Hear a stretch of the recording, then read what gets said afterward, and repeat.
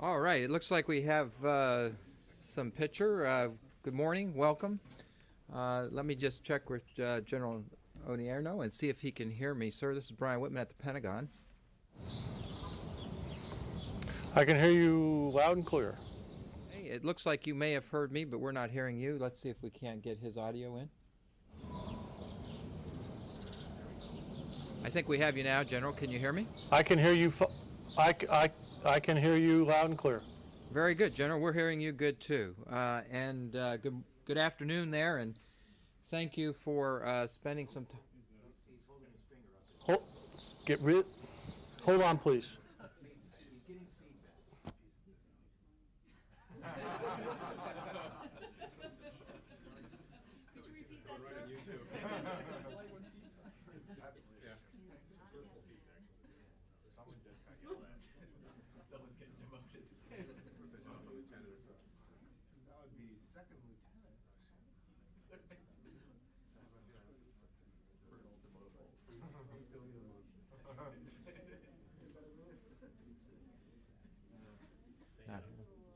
General, Hello? okay, it looks like we have you back now, General. Are you hearing us okay? Thank you. I'm hearing you fine. Very good. Okay, I think we've worked through those technical problems. Again, I just want to thank you for some time this afternoon. I think everybody here knows that this is Lieutenant General Ray Odierno. He's the commanding general of multinational corps in Iraq.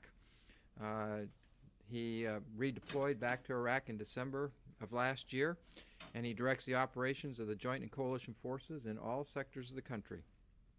Like I said, this is his second tour, and his second time, I think, briefing you here in this format when he spoke to us at the end of February.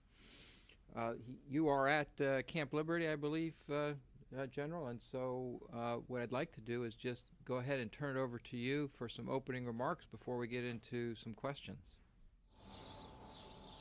Great, thank you very much. I appreciate the opportunity to make a few comments to you all today.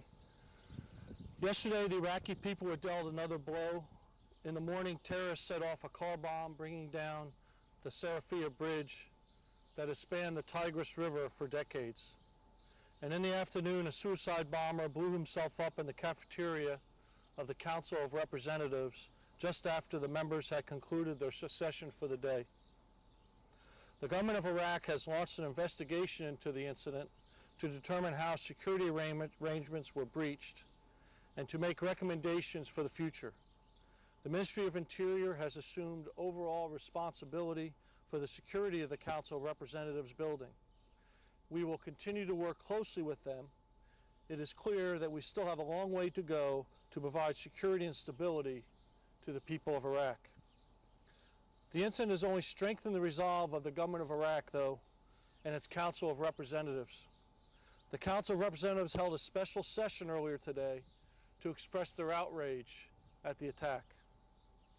The terrorist bombs do not differentiate between children and adults, women and men, Sunnis and Shia, Arabs and Kurds.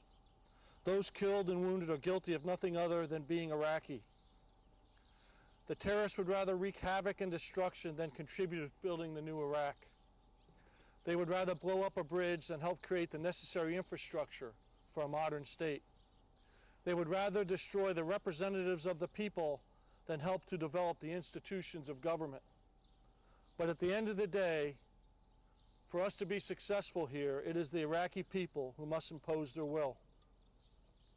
It is our responsibility as the coalition to help the Iraqi people achieve their aspirations for a better future. Our forces will stand shoulder to shoulder, as we have now for almost 4 years with the Iraqi security forces, until they no longer need our support. We understand the importance of providing forthright assessments of the situation here in Iraq, and will always attempt to give honest analysis. In Baghdad, steady progress is being made, and Fard al-Qanoun is showing some early results. But real success is based on sustaining progress over the long term, with eventually Iraqis alone providing security to their people. Currently, 26 joint security stations are being manned across Baghdad by Iraqi Army, Iraqi police, and coalition forces. We also have over 21 combat outposts throughout Baghdad. This continuous presence is making the Iraqi people feel safer and has greatly increased the amount of information provided to the Iraqi Army, police, and coalition forces by the public. Across Baghdad, markets are being hardened with checkpoints and barriers, and merchants have returned to sell their produce. And Iraqis are busy shopping in the markets of Rasafa and Dora.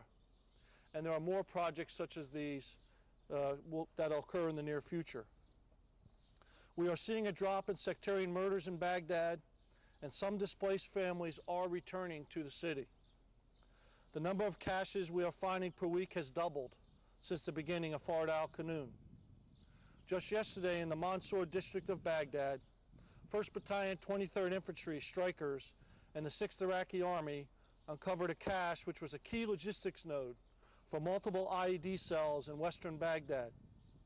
The different types of initiators found to include sensors led our analysts to believe that the IED technicians provided devices to both Sunni insurgents and Shia insurgents throughout Iraq. In terms of the surge, we now have over half of the troops plus up in place. 3rd Infantry Division has established multinational division center in Baghdad, providing command and control in some areas formerly in Multinational Division Baghdad's area of control. 3 of the 5 additional brigades are in Iraq, and by the beginning of June, the remaining forces will be in place. An additional 3 Iraqi brigade headquarters and 11 additional battalions have moved into Baghdad in support of the operation. The capacity of the Iraqi security forces continues to grow. We are assisting them in training, mentoring, and equipping. There are currently 10 Iraqi divisions, 8 of which have transitioned to Iraqi control. Progress can also be pointed to other parts of the country. Earlier this week, I accompanied the Iraqi Minister of Defense and the National Security Advisor out west to a conference in Ramadi on security in Al-Anbar. Thanks to the work of the Iraqi security forces, linkages with the tribal leaders, and with the great support and operations of the Marines and Army, security across Al-Anbar has dramatically improved. The people of Anbar are fighting back and winning. They've effectively turned back the tide of Al-Qaeda, but there will be counterattacks by Al-Qaeda. Last week in Ramadi, there were 9 attacks total. During the same week a year ago, there were over 84 attacks. People often ask me what differences the surge is making. The addition of 2 Marine battalions in MNF West is allowing us to maintain presence permanently up and down the central and western Euphrates River Valley. And in just 1 week of work in an area they had not been able to go in before, they found 77 small caches of ammunition and arms. We see promise in the north. 33 U.S. police transition teams were added in the last 4 months to complement existing teams building law enforcement capacity. Petroleum products from the Beiji oil refinery have increased 20% in the last 6 weeks due to Iraqi security force efforts to protect distribution tankers. 10 days ago, forces secured 5 million liters of petroleum products that were delivered to Nineveh province. In the south, Operation Black Eagle in Diwania, conducted by joint Iraqi and coalition forces, uncovered a headquarters of a rogue element of Jaish al-Mate with a major weapons cache, including materials for IED making. Additionally, as you all reported, there was a demonstration in Najaf calling for the removal of coalition forces. This demonstration took place without incident. It is worth mentioning 3 points related to this demonstration. First, the government of Iraq allowed the demonstration to take place, unthinkable under the former regime. Second, the demonstrators waved Iraqi flags rather than black flags or pictures of Ayatollahs. And third, the demonstrators numbered no more than 15,000 rather than the 1 million its organizers called for. As you all know, though, we continue to see indications of Iranian influence in Iraq. including providing arms, training, and safe haven to terrorists targeting Iraqis and coalition forces. In the past 2 weeks, we found caches with 60mm mortars, RPGs, hand grenades, C4 explosive, 107mm rockets.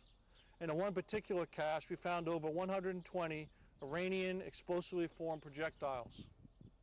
The Iranians continue to attempt to interfere in the situation in Iraq. Over the last 30 days, Iraqi and coalition forces have captured 57 high-value individuals. These Sunni and Shia extremists include known vehicle-borne IED facilitators, insurgent cell leaders, terrorists, and IED emplacers. This week we captured a prominent Jaish al-Mahdi company commander who conducted operations in New Baghdad and Sadr City. We also captured a key lead of the AQIZ network.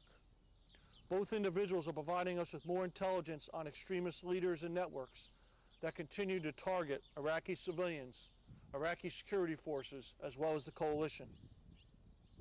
You all have no doubt heard that Secretary of Defense has announced a policy of 15-month rotations for active duty Army units in Iraq.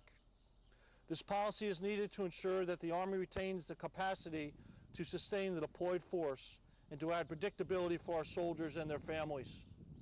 This policy will ensure 12 months at home station between rotations. There's no doubt that this decision was a difficult one, and I am very aware that it will be hard on soldiers and their families. However, all who serve understand the importance of what we are trying to accomplish here, and that the mission will always come first. Finally, I want to pause and recognize one of our heroes, Chief Warrant Officer 2 Zachary Johnson, an Apache pilot in Bravo Company, 4th Battalion, 227th Aviation Regiment, the 1st Air Cavalry Brigade, 1st Cavalry Division. You might remember earlier in the year that extremists attempted to seize the city of Najaf and kill several of the major clerics within Iraq. The Iraqi army fought valiantly and called for air support from coalition forces. Among them was Chief Johnson, who led his crew to attack and destroy enemy air defense systems despite the risks of daytime operations. Disregarding his own safety during this action, where a fellow Apache crew had already been shot down, he expended all of his ammunition on enemy positions. He then flew back, rearmed, and immediately rejoined the fight. His undaunted courage in the hostile skies north of Najaf contributed to the success of the Iraqi security forces and multinational division Baghdad that day. The complexity of this mission demanded the highest level of leadership as well as technical and tactical skill, which he delivered for all his fellow soldiers and teammates. He exemplifies the courage and dedication of many of our great soldiers, airmen, sailors, and Marines here in Iraq. They are a national treasure, and they always do our country proud. I have the privilege to lead them, and I will never forget it. I will close by remembering those who have given their lives for their country and who have been seriously injured. They are true patriots who honor us all by the service to their country. And may God bless them and their families. With that, I'll take your questions. Well, thank you, General, for that comprehensive overview. And we do have a few questions here, and we'll start with Mr. Burns. General, this is Bob Burns with AP. In your description of positive developments, particularly in Baghdad, you emphasized the importance of, quote, sustaining progress over the longer term. And I'm wondering what would be your current assessment of whether that will require to keep the higher troop levels there for into 2008? Well, I'm not sure yet. I plan on making our first assessment probably sometime in the summer, July or August timeframe, where I'll give my recommendation to General Petraeus, and then he'll take a look at that and make his recommendation up the chain of command. And we'll make a determination then how long we think that we need to maintain the surge. I would just say that the reason we want to maintain the surge, or at least we have the surge, is continue to provide time and space for the Iraqi government as well as the Iraqi security forces to continue to develop and build capacity. And that's what this is about, building their capacity so we can move forward. It's also about securing the populace throughout Baghdad and the rest of Iraq. So we'll have to make that assessment sometime in the summer. And I think it'll be in the July-August timeframe when we make our initial assessment. General Odierno, Barbara Starr from CNN. You spoke about Iran again. Are you able yet to tell us that there is direct evidence that it is the Iranian government or the leadership of the Iranian Revolutionary Guard Corps or Al-Quds that is directly ordering this interference in Iraq? Are you learning anything from the Al-Quds people you still have in custody? Are you able to carry your evidence any further than just they're out there and they're causing interference? Yeah. I would just say right now, I'm only willing to say that it's clear that the Quds Force is involved in what's going on here by supplying training, money, and weapons. We're still working other aspects of it, but I'm not willing to comment on anything along those lines. I would say, though, it is clear that they continue to interfere. The Quds Force continues to attempt to interfere in Iraqi in operations inside of Iraq. We continue to intercept weapons. We know there's money that's flowing in from Iran to certain insurgent groups in Iraq, and we will continue to work through this. And in fact, we're working now to determine whether they are in fact not only providing support to Shia groups, but also Sunni insurgent groups. We don't have any specific proof of that yet, but there's been some indications that that could in fact be the case.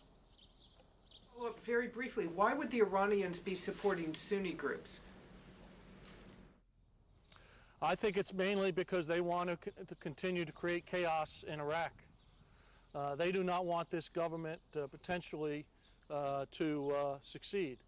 But additionally, I think they want to try to tie down coalition forces here. And it's clear that they are attempting to affect what's going on inside of Iraq on a daily basis. And we have to be very aware of that, and we will continue to be aware of that and work it. Yep. Brian, thank you, Brian. General Jim McLeshevsky with NBC. Al-Qaeda in Iraq claimed responsibility for the parliament bombing yesterday. Is there any indication, any evidence to support that? Is there any indication how the explosives got into the parliament building? Was a personal bodyguard involved? Any details on how they could have penetrated the security there inside the parliament? I wish I could tell you the answer to that question. We simply don't know yet. We simply don't know who was involved. We've also seen the reports that Al-Qaeda in Iraq have in fact claimed it. My guess is based on past events, they're probably somewhat involved, but we don't know for sure yet. Obviously, we're still conducting the investigation along with the Iraqi Minister of Interior, supporting his efforts. Once we know something, we'll certainly let you know, but we really don't know yet the specifics. We're still working very hard to find those out. Does it send to have what has up until now been one of the most impenetrable places in Iraq violated in that way that a bomber could make his way into that facility? Well, I think it's like everything else. I mean, something didn't go right. There's plenty of defenses there for them, and they should not be able to penetrate it. But either they figured out a way for us not to detect it, or simply somebody didn't do their job. And we're going to have to find out what happened. And it's about doing things right when you're there, and we'll just have to figure it out. And I know the investigation that's conducted will get to the bottom of it. Andrew. General, it's Andrew Gray from Reuters. If I could go back to the duration of the plus-up. You said that you will only have the full forces in place in June. Doesn't that mean it's likely, if you want to give the Iraqis the time and space that they need, that really you're going to be looking at least until the end of the year, because the whole point of the plus-up is to provide some sort of sustainability there to hold and build as well as clear? Yeah, no, that's true. I would say, though, it's not so much the number of force that does that, it's the security and stability that's created. If we're able to create the security and stability within Iraq, that then buys the time. So if we're able to create that stability and security with a less number of forces, then we wouldn't have to maintain the plus-up. So that's why in July or August we'll have to make that determination. And if we have not yet gotten to the level of security and stability that we think is necessary to buy that time for the capacity building within the government of Iraq and the security forces, then we will come forward with the appropriate recommendations. Joe. Sir, this is Joe Tabit with Al Hurra. Have you received before in the last weeks any indications that the Parliament would be targeted? I would just say in the threat reporting we get, it's probably a lot like the Capitol in the United States and the White House. You get daily threats on the Parliament here in Iraq. You get daily threats on the Green Zone. We get daily threats here at Camp Victory. We take them all very seriously, and we run each and every one of them down. Could you say there was a threat out there that they might try to go after the Parliament? Probably, because there's numerous of them quite regularly. And we look very carefully at every one of those, and we change our procedures, we look at our procedures, we tighten up our procedures. Let's go to General, the goal of the surge is to provide security, obviously, to the Iraqi people, and those two very public bombings yesterday obviously would undermine the Iraqi people's sense of security. What specific steps have you taken today to try to, counter that and try to reassure the people in the neighborhoods that the U.S. and Iraqi forces can provide security? Is there anything specific today that you're doing? Yeah, well, I would say there's nothing different today than we did yesterday, except for the fact we're clearly looking at how a car bomb got in the middle of a bridge undetected, and how somebody got inside the Green Zone. So clearly we're looking at both of those things very closely. What I would say, though, is it's not about one or two single events. It's about an overall feeling of security you get in your neighborhood. And we're tackling this neighborhood by neighborhood. And it's allowing the people to understand that they feel protected inside their neighborhood first. That the fact that their kids can go to school, they can go to the hospital, they can go down to the markets. That's what we're working on. We're still not there yet, even in those areas. In some areas we are in Baghdad. They do feel comfortable. There's other areas they don't yet. And that's a day-to-day operation. So this is not about one or two events. Al-Qaeda wants to make it about one or two events. They want to try to incite chaos. They want to try to incite the fact that there's a potential of lessened security within Baghdad. But what we have to do is every single day work hard with Iraqi security forces to provide the sense of security neighborhood by neighborhood, and that's what we're trying to do. 21 combat outposts, you said, in Baghdad. What is your goal overall in order to throughout Baghdad? Is it double that or triple that? Well, it depends. It's situational dependent. We really dependent on how well the security is going in certain areas. And if we feel there's an importance to have a joint security station or a combat outpost, we will add them. As I said, we still have 2 brigades that are still on its way in here. And so depending on the security situation, we will put them in the places that we believe are necessary. If we decide to put them inside of Baghdad, they will go into combat outposts or joint security stations. So of course we will then increase the number. There are still more that will go in. The exact number I'm not willing to tell you yet because it'll be situational dependent, but there are more that will go in. We are looking with the brigades that come in here now, we are looking at where they go in Baghdad, or do we put them in the outskirts of Baghdad where we know where some of the vehicle-borne IEDs and some of the cells of Al-Qaeda are operating. So do we cut them off outside of Baghdad, or do we provide more security inside? And that's a decision that I make along with General Petraeus and all the division commanders and brigade commanders. And we go through that very thoroughly on where and how we'll use these incoming brigades. General Tom Bowman with NPR. I want to read you a couple of comments from Iraqi lawmakers from yesterday. A Shiite member said, "Nowhere is safe," and a Sunni legislator said, quote, "The security plan is dead. If they're able to reach inside the parliament, then we should not talk about the security plan anymore." What would you say to those lawmakers? Well, I think it's probably out of frustration. I mean, I think they're very frustrated yesterday. I mean, it's frustrating when something like that's happened, and we all get frustrated. What I would say to them, though, is all those statements do are encourage insurgents. They encourage Al-Qaeda. What we have to do is stick hard together, continue to work side by side, again, to provide security to the people. Overall, we are starting to do that. But we are going to have bad days. Frankly, yesterday was a bad day, a very bad day. But we're going to come back from that. We're going to continue to work this security. We're going to work it with the Iraqis. I have confidence in the leaders, the military leaders, the Iraqi security forces. They're working hard with us every day. And so there's still, what that tells me is there's still hard work ahead. And that's what I would tell them. We have hard work ahead. We need to work together. And the best way to reject Al-Qaeda is the citizens of Iraq, along with the Iraqi security forces and coalition forces, stand up and reject it. Reject their philosophical views. Reject what they're trying to do to their country. Work together, stand up against them, and continue to fight them, both in a lethal and non-lethal way. And I think that's what we have to do, and that's what I would say to them. Follow-up, another lawmaker said that the American military should take over security of the Parliament building. Does that make sense?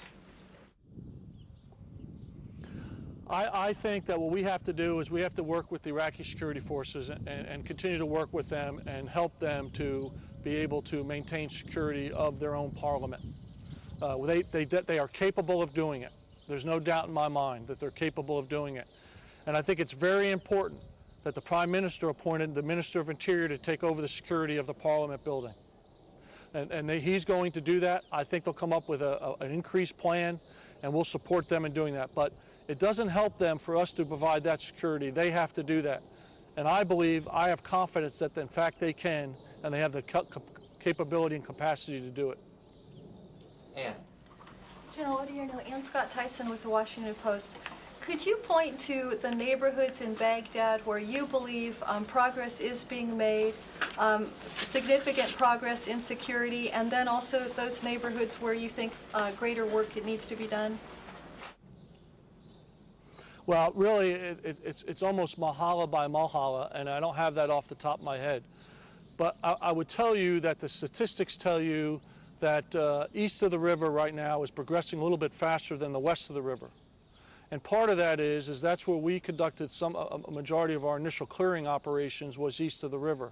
We are now moving towards the west side of the Tigris River and conducting operations there. So I believe we will continue to make progress there. I would say specifically parts of the Rusafa, the Kark districts are in terms statistically safer. Qadamiyah, which is one of the worst places initially in Baghdad, after the clearing operations, the number of attacks, sectarian murders are way down there. We still have to do some building in there in order to provide better facilities, working with the Iraqi government for the people in those areas. So I think that's what I would point, those areas I'd point out first. But across every area, every security district in Baghdad, there are areas within each security district where we have now believe we have much better security. There are also some areas where we don't, and we continue to work those very hard. Quick follow-up on terms. Some of the Joint Chiefs have said that surge means a temporary, limited increase, whereas the term plus-up means an increase that you are out to sustain indefinitely. I mean, doctrinally, is it a surge or a plus-up? Well, I mean, I think all along we defined it as a surge. We defined it that we were going to surge forces for a specific period of time in order to build this time and space for the Iraqi security forces. And I think our initial assessment was, you know, the time necessary would classify it as a surge. Could that change later on? Maybe. To a plus-up, maybe. But you know, well, that's what we'll have to decide in July or August when we make our determination. Again, I would tell you, we have not even completed our surge yet. I remind you, we still have 2 full brigade combat teams and an aviation brigade that has not yet arrived here in Iraq. Those are 3 significant organizations yet to generate the initial surge. So let's get the surge in place first, the full surge, and let us see what the effects of that are for the first months here. through the summer, June, July, August, and then we can make an assessment. Unfortunately, I need to bring this to an end despite the many more questions out here. I want to be respectful of your time, though, General, and we have reached the end of the appointed time for this. So let me turn it back to you, though, just in case you have some closing comments or some additional thoughts that you'd like to impart on us before we do close it. Sure. I would just like to make a comment back to our families for the sacrifice they're making. And I know the announcement the other day was probably one that surprised them. And I would just say what makes that difficult, I guess we had to announce it really a little quicker than we wanted to, because I guess there was a leak and it was going to come out in the press. And so that was unfortunate, because we would have loved to have let our families know first before it was out in the press. And we wish we had the opportunity to do that and also talk to our soldiers first. So I just want to comment to them that we appreciate everything that they're sacrificing, everything that they're doing. They are the strength behind all these great soldiers that are over here today. And I just want to finish by telling you how proud, again, as I started this, how proud I am of the soldiers, Marines, Airmen, and sailors that are over here every single day working as hard as they can to bring security and stability to the Iraqi people. And that's all I have. Thanks. General, thank you, and not only thank you for your time, but also for making your subordinate commanders available to us on a regular basis in this format. It is very helpful to us, and we certainly do appreciate it. Well, we will continue to do that because we think it's important also. So thank you. Thank you, General.